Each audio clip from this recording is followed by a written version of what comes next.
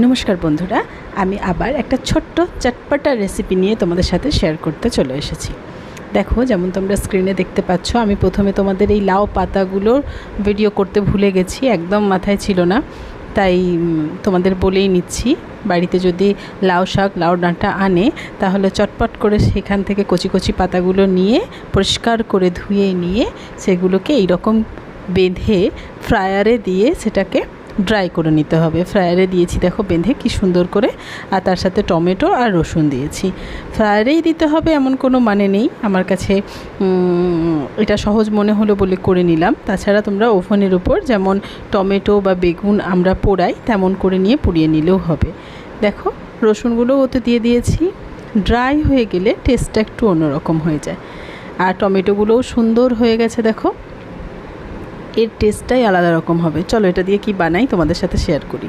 দেখো, ড্রায়ার না থাকলে এরকম করে নিয়ে সেঁকে নিলে আরও বেশি ভালো হয়, ভেতরের ময়েশ্চারটাও থাকে, অথচ ওপর থেকে পাতাগুলো একটু পোড়া পোড়া হয়ে গেলে স্মোকি ফ্লেভারটাও থাকে, আর খেতে দুর্দান্ত হয়। এই দেখো, এই সময় সুতোগুলো দিয়ে বেঁধেছিলাম, খুব তাজা ছিল পাতাগুলো, তাই কিছুতেই ফোল্ড হচ্ছিল না, তাই আমি সুতো দিয়ে বেঁধেছিলাম। এই সময় সুতোগুলো কেটে নিচ্ছি, আর কেটে নিয়ে এটাকে দিয়ে দিচ্ছি মিক্সি জারের মধ্যে। দেখো, এটা দিয়ে এত সুন্দর একটা রেসিপি বানাবো যে খেতে বসলে মাছ এক বাটি, মাংস এক বাটি নামানো থাকলেও এটা দিয়ে অর্ধেকের ওপর ভাত খেয়ে নেবে, আর এত সুস্বাদু হবে বলার নয়। মাছ মাংসর স্বাদ তো বন্ধুরা একদিকে রয়েইছে, কিন্তু তাছাড়া এইগুলো যদি একটু সময় লাগে করে বা খেতে পারলে বা জানা থাকলে দারুণ লাগে খেতে, অথচ অন্যরকম একটা খাবারগুলোও পেটে যায়। এই দেখো, টমেটোর ওপরের স্কিনটা ছাড়িয়ে আমরা দিয়ে নিলাম, আর এই রসুনগুলোকেও ছাড়িয়ে ছাড়িয়ে নিয়ে ভেতরটা পুরো সেদ্ধ হয়ে গেছে একদম, সেগুলোকে বার করে নিয়ে স্পুনে করে হোক আঙুলে করে হোক বার করে নিয়ে ভেতরে এটাকে দিয়ে নেব। দিয়ে নিয়ে আরও ছোটোখাটো দু একটা জিনিস অ্যাড করে নিয়ে আমরা এটাকে বানাবো।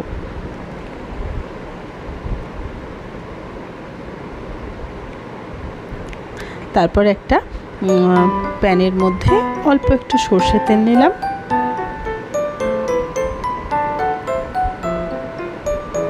তারপর এর মধ্যে কাঁচা লঙ্কা দেব।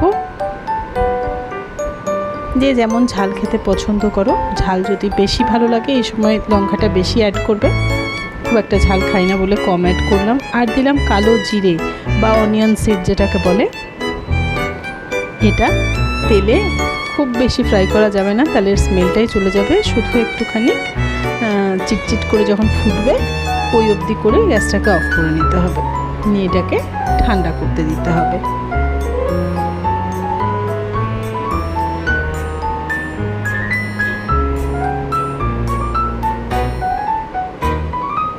দেখো, এটা ফুটেও গেছে আর প্রায় ঠান্ডাও হয়ে এসেছে। এইটা আমরা এবার ওই মিক্সির জারে অ্যাড করব।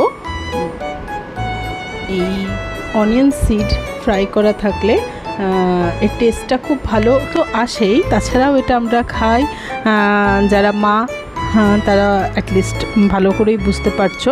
এটা শরীরের মেদ ঝরাতে খুব হেল্প করে, শরীরটাকে বেশ ফ্যাটি হতে দেয় না। অনিয়ন সিড খুব উপকারী আমাদের শরীরের পক্ষে। যখন প্রেগনেন্সির পর বেবি জাস্ট হয়, তারপর আমাদেরকে অনিয়ন সিডগুলো খেতে ডাক্তাররাও প্রেসক্রাইব করেন। আমরা তখন ওই অনিয়ন সিডগুলোকে কোনো একটা ঝোলের সাথে মারা ওটাকে দেন, বা কখনো আমরা ভেজে শুধুই ভাতের ওপর দিয়ে খেতে ডাক্তাররাও সাজেস্ট করেন, বা পুরনো যারা মা, শাশুড়ি, দিদা, ঠাকুমা এরা সাজেস্ট করেন। ওই সময় আমিও খেয়েছি, তাই তোমাদেরকে বলতে পারছি।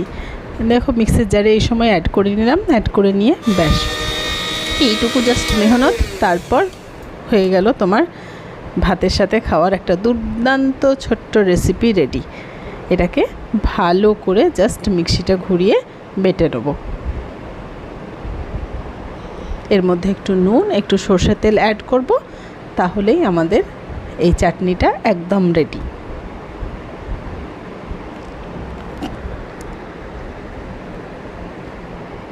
দেখো, বাটা হয়ে গেছে, এবার আমরা বাটির মধ্যে সার্ভ করে নেব।